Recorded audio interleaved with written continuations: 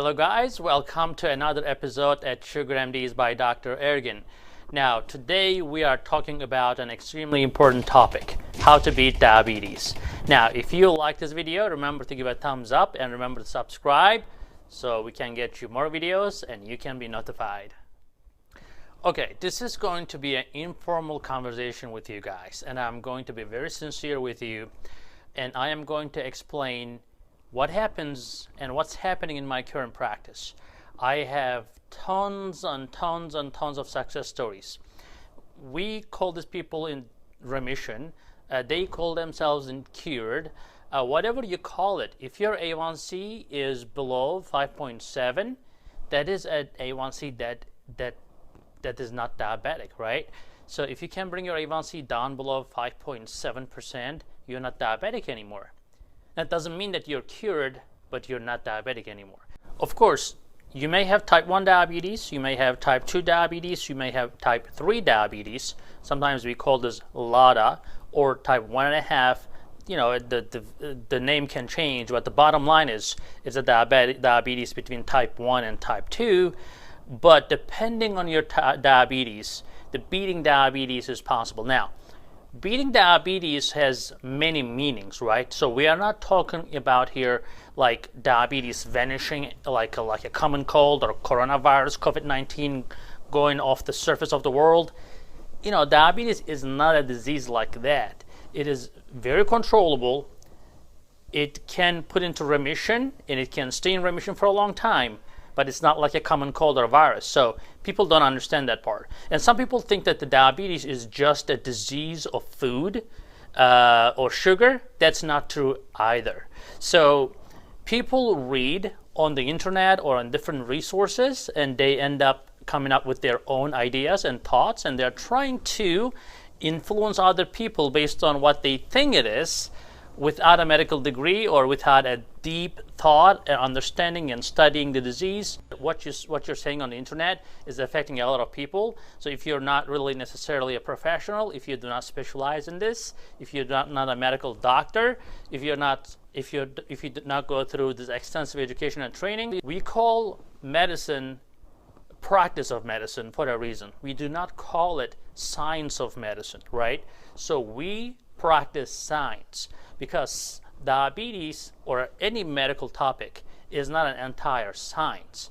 That is because the presentation of the disease can be different from person to person. Since you're all familiar with the COVID-19 or coronavirus right now, as you can imagine, the same virus can kill somebody and somebody else may not even have symptoms. So as a result, you know, we do not just write the same prescription for everybody. Trust me, I am telling you the truth. So my patients, actually my current patients in my practice, get a lot of benefits from these videos. But I want these videos to be available to everyone. Why not, right? So if I can serve other people without asking anything and they are just thankful, that's good enough for me. Okay guys, so basically, if you have just got diagnosed with diabetes and doctor told you that, hey, your A1C is high, your A1C is 13%, your A1C is 15%, a lot of times people come to me. By the time they get referred to me, their A1C is already down, because it's like hitting the wall, and people understand that, oh, they've been eating a lot of carbs, they've not been really caring about themselves, they have not been exercising and so forth. So a lot of people, when they hear the diabetes diagnosis, they get shocked and they take extreme measures typically. All right, so what happens is that immediately A1C goes down, which is great, but that happens in the early course of diabetes.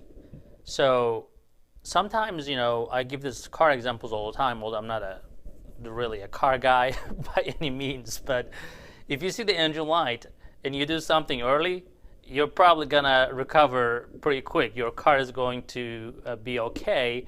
But if you kind of wait and let it go and on and on and on, and you may actually end up damaging other parts in your car, and you may end up paying way more for the damages, for the negligence and so forth.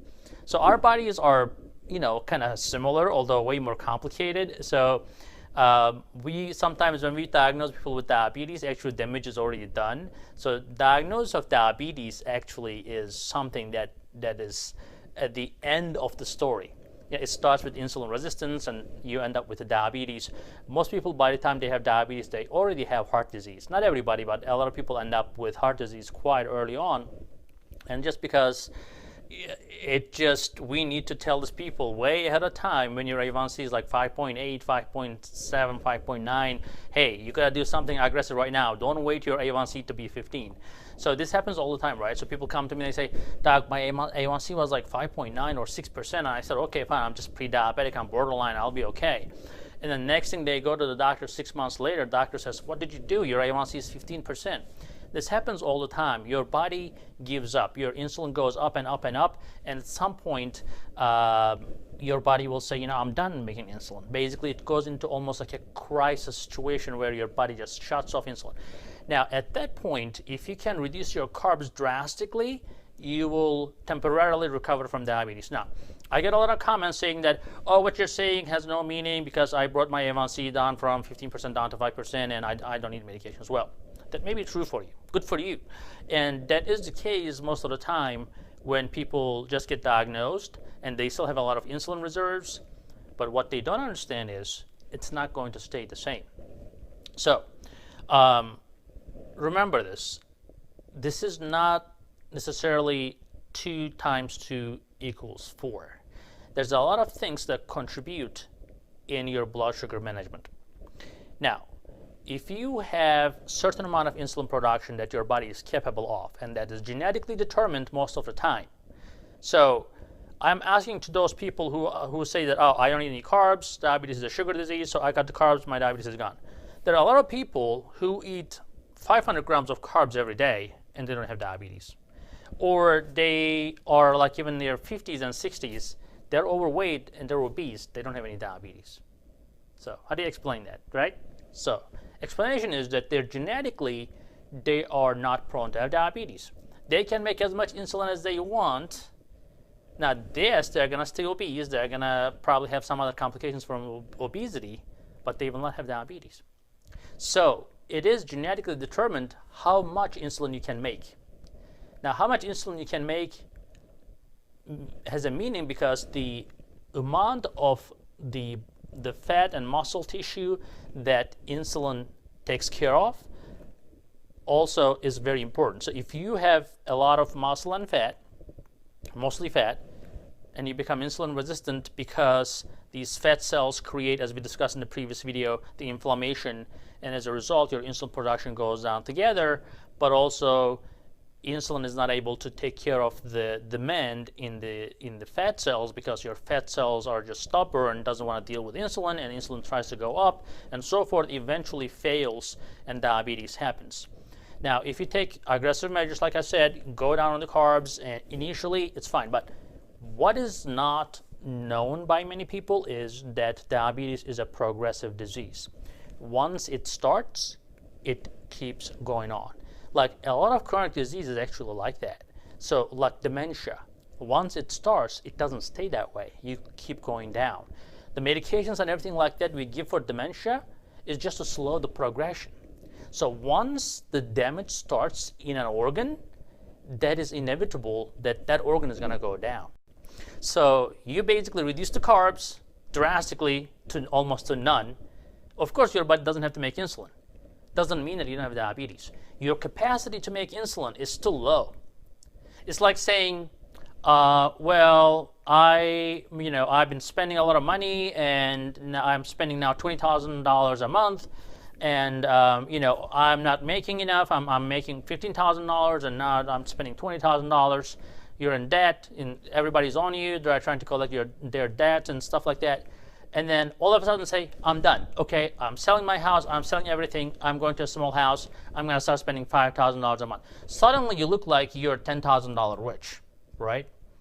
But actually, you're not any rich. You're just like you're making the same money. It's just that you're not spending as much. Same thing with diabetes, guys. Your body already is under attack. Your pancreas is not making enough insulin, but If you don't need as much insulin, you will still be okay. You can still go with the flow, go for years without needing any other medication. That is great. We always support that if you start exercising, you cut down on the carbs, your diabetes will be in remission for a long time. But this doesn't mean that if you just cut down on the carbs and start exercising, your A1C goes down to 5. That's great. But if you don't maintain that, okay, or if you start engaging in high-risk behaviors like eating high carbs, going partying, stuff like that, that's going to come right back on, because diabetes didn't go away. You just were able to manage it by reducing the demand on your body. A lot of times what happens is those people, they hit the wall, they get excited, they say, okay, I'm going to change all my lifestyle. They do great. And then once it comes and I tell them, okay, well, let's see you in 6 months since you're looking motivated and so forth. And a lot of times those people come back with a way higher A1C. So here the key is, guys, is being accountable. So we are human beings, right? So we get distracted, we get pulled away. There are a lot of people around us eating this fun carby stuff, and you're the weird one saying, oh, I don't eat carbs, don't touch me, I have no fun in my life, I'm not going to eat carbs, I'm not going to drink, whatever. Great, but it can only last so long. So instead of, taking aggressive, extreme measures, you should be taking measures that actually will fit your lifestyle for a long time. So just choose the middle road. Just reduce your carbs, yes, great, but going no carbs is most of the time is not easy to maintain. Plus, a lot of healthy carbs have a lot of nutrients and minerals.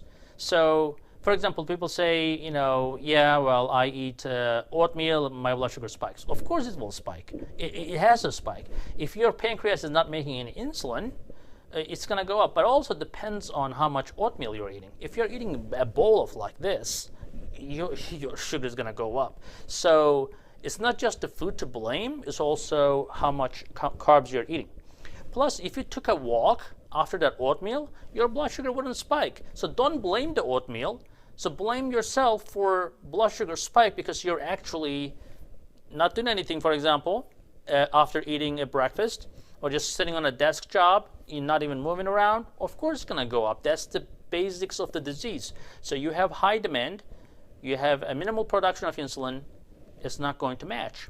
Now, again, we're not playing the blame game here, but I'm trying to tell here is don't just blame the food and don't just turn your head away from all the foods. Yes, there are some foods that you shouldn't be touching at all, but there are a lot of healthy carbs. People say, oh, you shouldn't be eating any carbs. That is not true. As long as you can eat the carbs and keep the blood sugar normal, you can. And there are a lot of ways you can still have healthy carbs in your diet, get all the benefits from those carbs, the fiber, because again, think about this, guys. When we treat diabetes, we do not just treat numbers. That's a lot of people get hung up on. They say, oh, my blood sugar is going up, my blood sugar is going up. The diabetes is not a blood sugar number disease. Diabetes is a metabolism disease. You have to understand that. Your sugar going up is the end of the story. By the time you get there, you have a lot of insulin resistance, a lot of cholesterol problems, blood pressure can kick in. This is a metabolic syndrome. Diabetes is the end result of it. So you have to really think that way. It's not just blood sugar going up and down. So the outcome, so why do we treat diabetes, right? Why? Because we want to avoid damage to the body. We want to avoid cardiovascular disease. We want to avoid strokes and heart attacks. A lot of people die from strokes and heart attacks before they go blind or before they go on a kidney dialysis. So you have to really think like this. That's how a doctor thinks. So when patients come to us with their own agenda, their goal is, I want to bring my blood sugar down to 100. I don't care how you do it. It's not just about bringing blood sugars down. It's about getting your whole health together. I call this holistic. You don't have to use herbal medications to be a holistic doctor. Holistic doctor is a doctor who looks at your entire body, and when a doctor prescribes you a regimen, a diet regimen or a medication regimen, they try to give you the best possible benefit from all the angles, not just from one angle. So unfortunately, some doctors also do not understand that. They also get caught with the same problem, or I call this a disease, the brain disease, where your entire goal for diabetes is to bring the blood sugar down and don't care about the rest of it. So as a result, for example, there are some medications that bring the blood sugar down but cause cancer. There are some blood sugar medications that will bring the blood sugar down but will give you a heart attack. Come on, right? There are some blood sugar medications that will bring the blood sugar down but it will cause a weight gain. So what's the point? So again, when we choose medications as a doctor, we are at least I am choosing the medication that my patient will get the most benefit. Now, again, some people will say, "Oh, stop the carbs and you don't need any medication." That's not true. If you're not making enough insulin, right? So you may be making, let's say, 50 insulin, and you were eating 100 grams of carbs, and you brought your carbs down to nothing. You still make insulin, you're good to go. But somebody else may not be making the same amount of insulin you're making. So as a result, those poor people, they'll say, "I sometimes go fasting for like day, for 24 hours a day, and my blood sugar keep climbing." So what do you say to those people? What do you say to those people? They have insulin resistance. It has to be taken care of. Sometimes it's just the way it is that your body is not making enough insulin, even without eating. Your blood sugar keeps going up. There are ways to approach this. Sometimes I call this like a SWAT attack. Basically, I attack diabetes. I get it under control with a combination of medications. Get it under control if you're not able to do it with diet and exercise. Diet and exercise is the first thing, right? Cut the carbs, exercise if you can. Now, a lot of people, there are people from India, people from China, people from Middle East, people, Hispanics. You cannot just tell them cut the carbs. What are you talking about? They live on the carbs. So you have to understand the reality of people, the socioeconomics. There are a lot of people who cannot afford those healthy foods, guys. You just tell them, throw things like, hey, eat avocado, eat this, eat that. How do you know they can, right? There are a lot of things that as a doctor, I have to understand patient. I cannot just say people, "Oh, you know what, you're eating, you just go eat good stuff, you'll be good." Most people cannot afford that. Now, you'll say, "Oh, well, they have to cut this." And I understand, but the thing is, they're not sometimes as well educated. Not everybody is like, you're watching a YouTube video right now, you're trying to educate yourself, but not everybody is the same. So I have to consider as a doctor that, okay, what can he do? What can she do? What can we do together? What is doable? What's not doable? How motivated are you? So motivation is a big thing. Some people are health freaks. They're crazy about any food and every food. And some people, they don't really care. Now, I still have to take care of everybody. And I cannot yell at people for eating carbs. If I can only do, okay, wait, let's negotiate. Instead of eating 100 grams of carbs, let's go down to 60. Some people say, "Oh, you cannot tell people to eat 60 grams. They have to eat nothing." Well, okay, guys, calm down. If you can bring somebody from 100 grams down to 60 grams, that's a success. You have to take it like that, okay? And then once they eat 60 grams, they see the results, they get motivated. We have to create the motivation in people. That is how it works. We call this motivational interviewing. We ask people what they can do, what they are willing to do, right? What are they capable of doing? And what do they expect from results? Why do they have to do this? What's the point of controlling diabetes? What's the point of taking this medication? A lot of times people get upset and frustrated because they don't really know what they're doing. Nobody talks to them. Doctors don't tell them why they're taking this medication. They just say, "You have diabetes, just take this medicine." Or, "You have diabetes, just stop eating carbs." And most of the time people get confused, like, what is the doctor talking about? My entire family, everybody eats carbs day and night. How am I going to just say no to everybody and just I'll have my own salad and everybody else will enjoy their pasta? Italians, right? So we negotiate with them. We say, "Okay, well, you have to eat pasta? Okay, instead of eating pasta every day, how about cutting down to 2 times or 3 times a week? Let's see the results." And most importantly, accountability. We do remote monitoring. So when I put people into my remote monitoring program, they immediately improve. Why? Because we work as a team, and I tell them what to do and how to take medications, how to reduce medications, how to get rid of medications. They log in all this information into our application, and I can see what they're eating and so forth. And in a friendly way, we just discuss back and forth. Our educators help the patients. So it is a process where people need a lot of support. If you bring that team approach to every diabetic patient's life, then people will, first of all, will not feel alone. Feeling alone is horrible with diabetes. When everybody else is eating whatever they want and you are the weird one, that's very hard. So at least somebody's on your side, right? So we do that, guys. And of course, you know, education is the key in everything. If you understand what the diabetes is overall and how to treat diabetes, how to eat right, and again, this is very individualized process. It's not just one size fits all at all. So I bring my patient's A1C down always, but how we do it depends on the patient motivation, depends on their lifestyle, depends on their financial status, social status, etc. Sometimes it takes us 2 weeks, sometimes it takes us a year to bring the blood sugars down, and how intensive we look at the patients determines the outcome. And I think that is the key. So anybody's blood sugar can be controlled either with lifestyle changes or with medications, and both, etc. So there is no reason not to beat diabetes. You can beat the diabetes. And it's not just about what you're eating. It's about who you are dealing with, who's your coach, who's your doctor, what is your medication regimen, how are you managing it, what do you know about your medication. A lot of times patients with diabetes don't even know what they're on. And I tell them in a friendly way, I'm like, look, you have diabetes, you need to understand what diabetes is, you need to understand what medications you're on, you need to understand why you're taking them, and you need to understand how to take them off. So if you don't care enough about your diabetes and your medication regimen or your diet or exercise, beating diabetes is not going to be possible.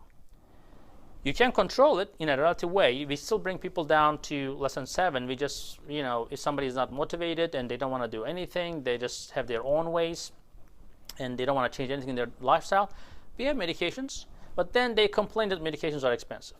Or even herbal medications we give sometimes, they say it's expensive. Of course, anything that works is expensive. Unfortunately, in the United States, we are the pioneers, we are the inventors, but then of course everybody is also trying to make profit from their inventions, from their treatments. Even herbal treatments that I recommend, you know, is not cheap, because I wouldn't recommend something that's not going to work. You know, there are a lot of like glucose support stuff that you buy for $20.